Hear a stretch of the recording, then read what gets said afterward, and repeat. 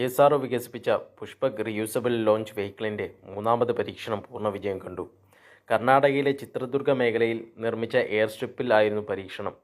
Indian വ്യോമസേനയുടെ Chinook heavy lifter helicopter ഉപയോഗിച്ച് നിശ്ചിത ഉയരം വരെ ഉയർത്തിയതിനു ശേഷം റിലീസ് ചെയ്യുകയും പുഷ്പക് ലോഞ്ച് വെഹിക്കിൾ തനിയെ റൺവേയിൽ പറന്നിറങ്ങുകയായിരുന്നു.